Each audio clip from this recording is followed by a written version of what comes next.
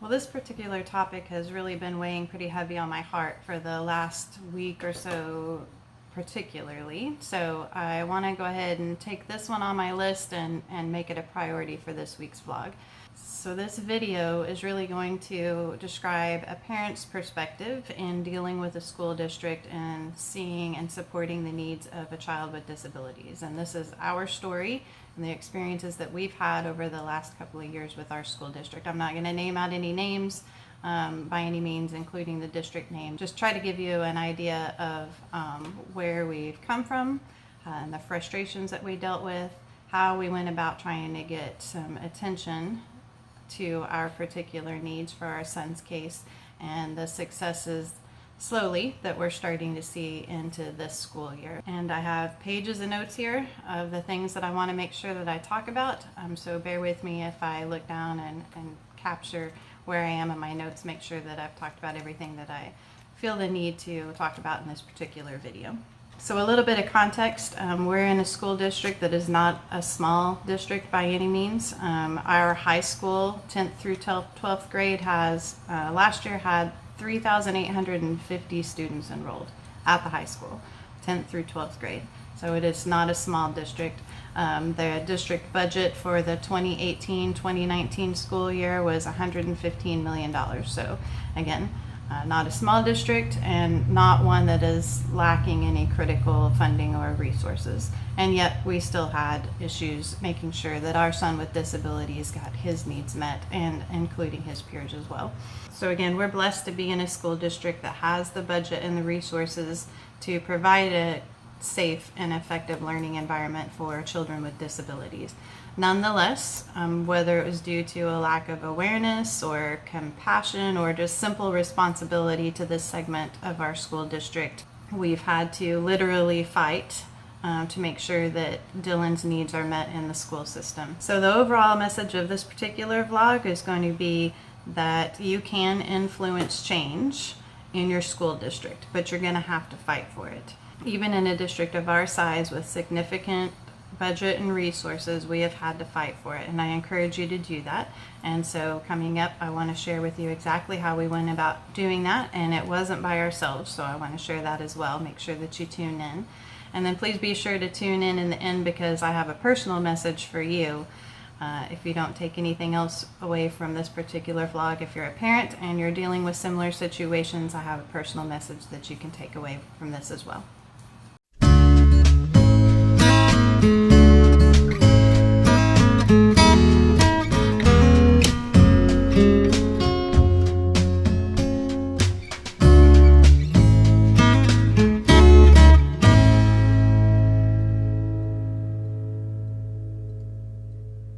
Okay, so for our story, we're going to have to start back into I believe it's the 2017-2018 school year. That was Dylan's 8th grade. In this particular year, we had significant escalation and problems at school, which kind of carried over into the home life. So some of the issues we were dealing with at school during 8th grade was significant staff turnover. This actually started in 7th grade. The last quarter of his 7th grade year, he didn't have a teacher at all in his classroom. And that wasn't even known to us until about 2 weeks after the teacher had left, and we started asking questions. Naturally, we were very frustrated about that. So that was on our long list of frustrations with the school district, but staff turnover had been significant and frequent. School site changes had been frequent, even though kids on the autism spectrum, everybody knows they like routine. They thrive in a routine, stable environment. Every single school year we were switching school sites at the request of the district, and for a variety of reasons. In the 8th grade year, we found that even though a behavior plan was in place and a functional behavioral analysis had been done, that neither one had been followed consistently by any means. They were sending him home early for a variety of reasons, either because of his behaviors being uncontrolled or because he was happy and hyperactive and they couldn't control that. So they were asking us to come get him early. He was escaping the school building. That happened at least twice to our knowledge. And this particular school site was located facing a heavily trafficked road, which is terrifying. He was displaying destructive and aggressive behaviors with the staff and his peers. We really weren't seeing any progress whatsoever in the 7th and 8th grade year, only really regression. And in the 8th grade year, this was, keep in mind, this was 1 teacher, 2 paras, 3 students, one of which was my son, and 1 student who was wheelchair bound, and they were still having a difficult time understanding how to handle Dylan and work with him appropriately. In this particular school site, the de-escalation room was a closet, because the only room they had for a de-escalation room or a sensory room was a room that was had 1 long wall of windows, glass, and 2 exit doors that exited the building. Beyond that, it even had metal school furniture in the classroom that could be thrown at someone or at a glass window, kicked around. The only sensory item that was in that sensory room was 1 isolated beanbag in the corner of the room.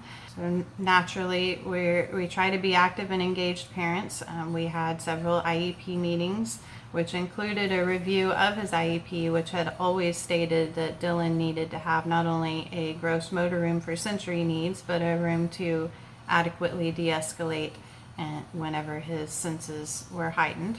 In spite of all of that, we still didn't have those things in place for Dylan at this new building for 8th grade. However, during the IEP meeting, we as a team agreed to modifications and agreed also to have an external psychologist come in and do an evaluation of Dylan. Long story short, for the 8th grade year, it started building up. We didn't see any improvements. We didn't see any modifications to the classroom space, to the sensory space, or de-escalation space. The psychological evaluation never got done. There were a lot of excuses, and in the meantime, the school sent him home 23 times during that school year, which is ridiculous, and especially when there's no resolution. So now we're looking at May of 2018, and at this point, his 8th grade year is coming to an end. He's about to transition into the high school site for his remaining 3 years of high school. So stepmom and I, we went and took an opportunity to tour the high school site to see what was in place as far as rooms for sensory and de-escalation, get an idea of the staffing and student ratio and things like that. What we found were some, again, significant limitations, at least for Dylan's needs. The class, while it was staffed appropriately and the staffing seemed to be good and ready for Dylan to attend school the next year, the room space was less than ideal. So they had, for several level 3 autism classes, they had 1 shared gross motor room, and they had no de-escalation space and no real seclusion space either if the need were to arise for something like that.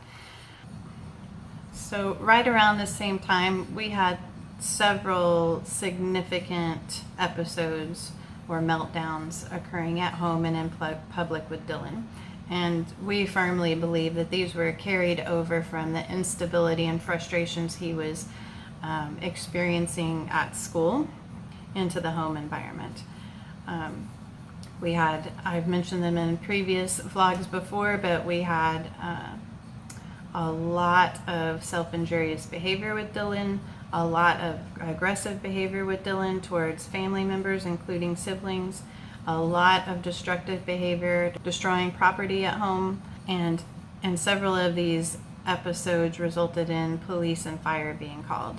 So naturally, we're getting to a point where we just don't know what the future holds for Dylan or for the family. It was scary, it was frustrating, and we needed to find some answers, and we needed the school district to do their part to try to help us understand Dylan's behaviors, how we can work on his behaviors at school and at home, and hopefully get him to a place where the school setting is, for the most part, happy and productive, and he's coming home. So this spurred our next step in our effort to try to get the district to meet the needs of our son, and more than likely meet the needs of other students in the district as well, because I can't imagine that our son is unique in any way.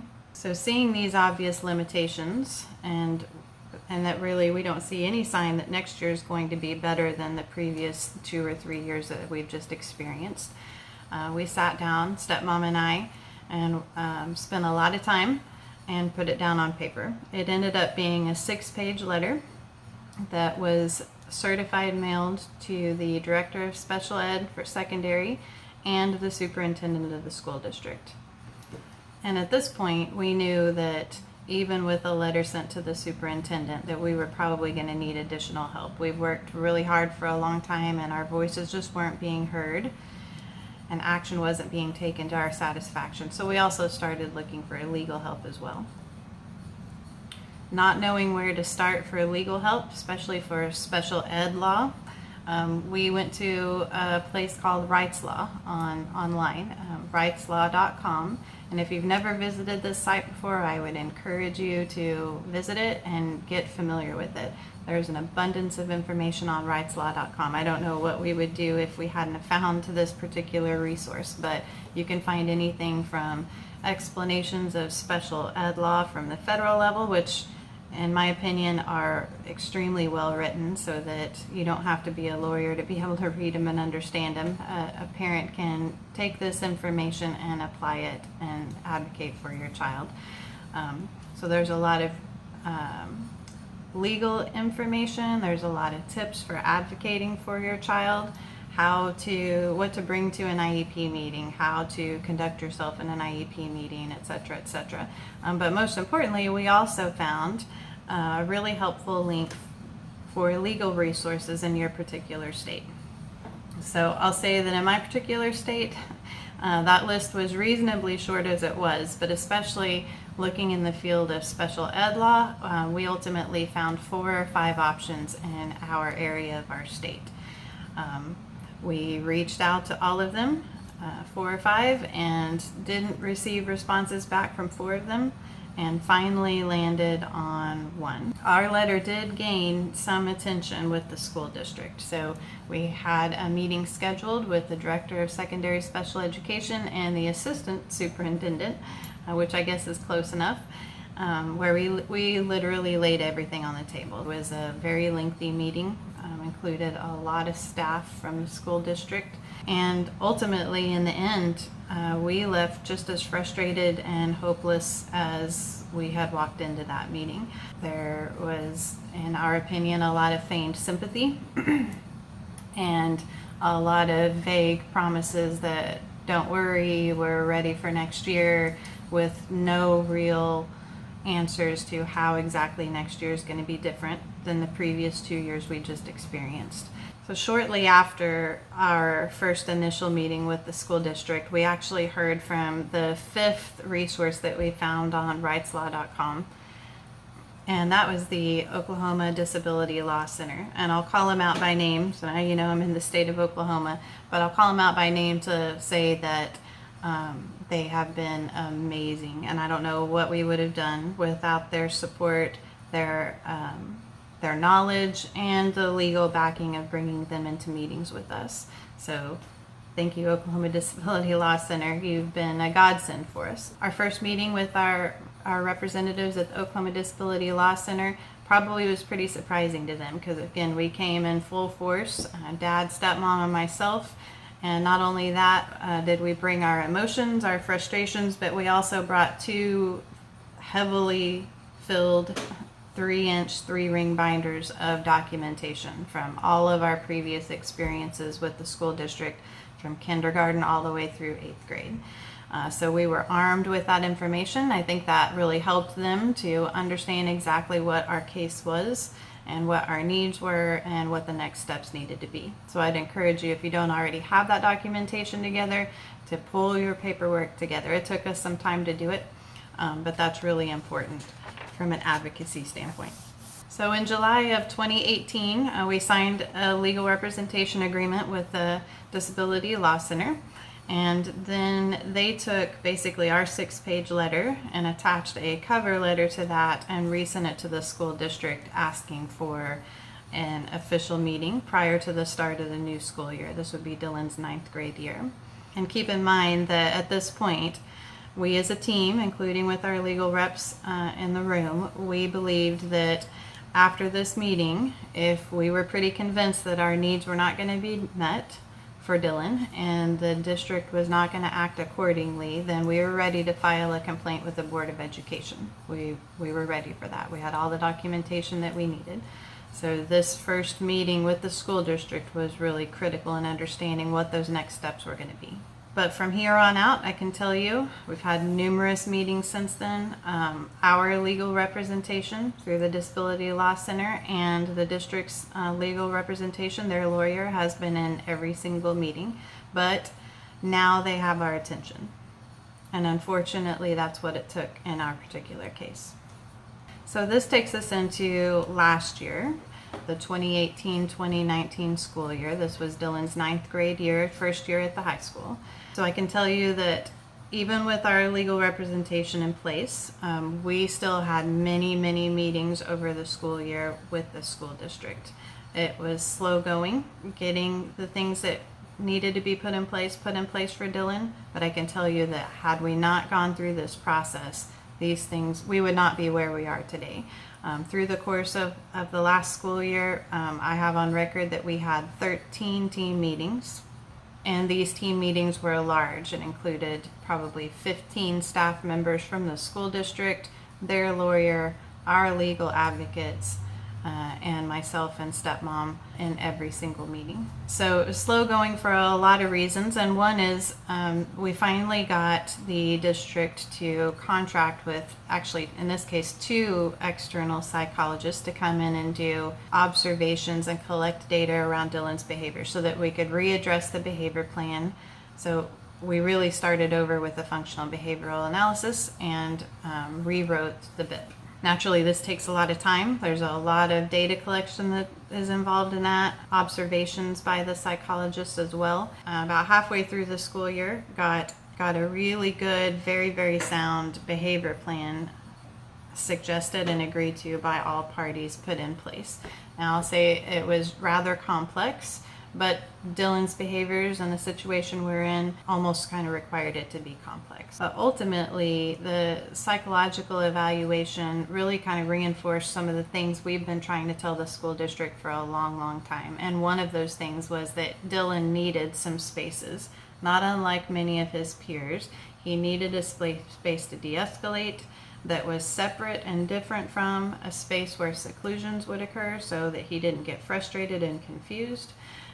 So we came to a point during the school year where that was finally acknowledged and agreed upon, and unfortunately it required Dylan to go homebound for 6 weeks so that the district could make the necessary structural modifications to the environment to support those particular needs. And unfortunately for us, what we found out after the fact when Dylan returned to school was that they didn't follow through completely with what would have been ideal. So the 6 weeks of modifications and structural changes really just involved, quote unquote, reinforcing the existing gross motor room.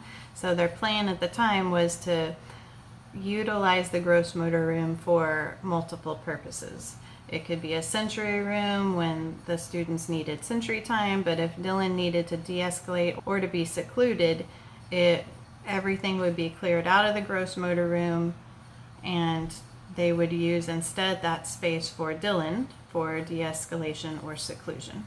Again, not what we asked for, not what's ideal for Dylan's needs or for his peers' needs as well. So that was leaving his peers many times without a sensory room that they have needs for, just like Dylan does. So keep fighting, don't give up. And that's exactly what we did. We kept fighting.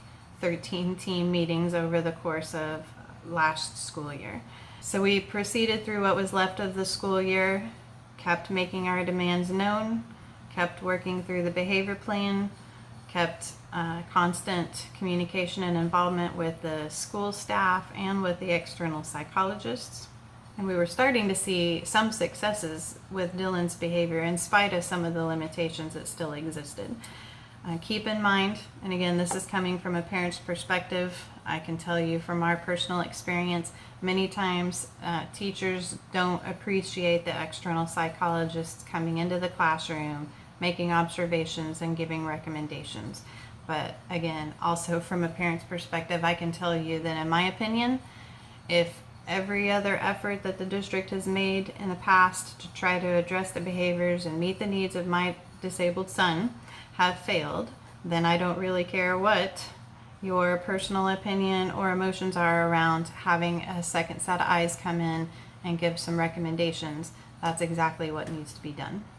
And in our case, I'm thankful that the district did that. I'm thankful that the staff in Dylan's case was open-minded to those recommendations and applied them in the classroom, because we did start to see some significant improvements in Dylan's behavior and his ability to stay in the school setting for a full day more often than not and have a positive, effective result from that in the end. Okay, so where are we now? So we're now in the 2019-2020 school year. This is Dylan's 10th grade, and we're starting off in a pretty good spot, I think, fingers crossed. Over the summer, the high school actually spent a lot of time actually building 2 new spaces that are adjacent to the classroom. One is designated as a de-escalation space, and it's set up for that appropriately.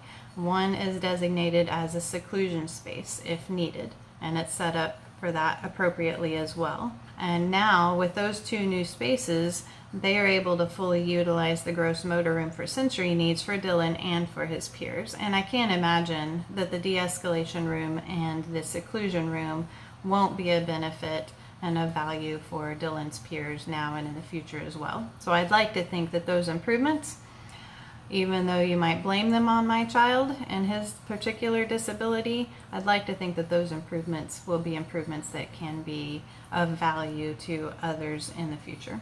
We also have a new teacher, again, albeit this teacher is one who's worked with Dylan in the past, and not only that, he specifically asked to work with Dylan this year, and we're very, very thankful for that. He also has 2 paraprofessionals that are working with him, and they are coaches at the high school.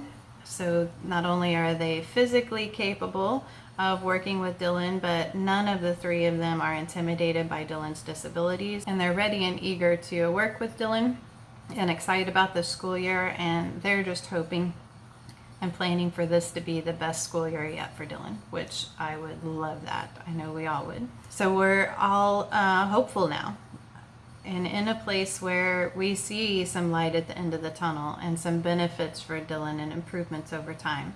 And so now we just remain vigilant and engaged. There's nothing that's going to stop us from understanding what's going on day to day in the classroom for Dylan, observing his behaviors when he gets home. And if we see anything that triggers a concern for us in any way, we do not hesitate to call a meeting and have a conversation about it. So that's really where we are now. Again, in a better place than we were 2 years ago, but it wasn't without a fight. And I can't end this vlog without giving a shout out to Dylan's stepmom, who's really Dylan's second mom. This whole process, just from the school perspective, is exhausting, has been exhausting. It's emotionally exhausting, mentally exhausting, at times physically exhausting, and I would not have been able to do this without her. She is just as involved and engaged with Dylan's needs as I am, and I just can't thank her enough for loving him as her own and for advocating for him with me. All right, so to wrap it all up, if I have a message for parents out there, mothers, fathers, godparents, step-parents, whoever you are, working hard to advocate for your child, this would be my personal message to you. So several times over the last couple of years, we've had conversations with strangers, and it just happens to come up over time when, for example, we mention our name and the school district, that they're like, oh, you're the reason why all those teachers quit, or oh, you're the reason why they had to build that new space in the high school. And to me, that's extremely frustrating whenever I hear things like that, because I don't want to be the bad guy. But you know what? If you have to be the bad guy, do it for your kids. Wear it like a badge of honor is what I would encourage you. And that's what I try to do too. Be your child's best advocate, because without you, they may have no one else advocating for them. So if somebody needs a bad guy, you be that bad guy. I'll wear it on a name tag happily and go into every meeting making sure everybody's clear that I'm here to make sure that my child's needs are met, and I'm going to make sure that gets done one way or another. So if you start to hear things like that, consider it evidence that you're doing something right, that people are starting to take notice and that changes are starting to occur. And those changes need to be improvements and the betterment of your child's education and their safety and well-being and their happiness while they're in the school setting. So my last message for you after sharing our experience is hang in there. It's not going to happen overnight. It's going to take a lot of time and energy and emotions involved, but hang in there. Keep your records, but most importantly, just don't give up. Don't give up for your child. They need you. Know you're doing the right thing, and keep up the good work. So stay tuned for future videos. I'd like to share in future videos examples of how we have tracked behaviors over time, and this I think is a really neat technique for that, for tracking behaviors and being able to visually see regressions or improvements. And then also things like our school binders and how we keep meticulous records over the years. You're going to need those records. So again, I hope that this resonated with some of you watching it. If it doesn't with you, but you know someone who might, please share this video. Don't forget to subscribe on YouTube to my channel so that you're notified whenever I post a new video. There's a little bell icon down here somewhere that you can click on. That will notify you every time I upload a new video to this particular channel. And then most importantly, please share with anyone that might see some value in this particular content. So with that, in this lengthy video, I'll leave you until next time. Good job, Dylan. Say bye. Bye.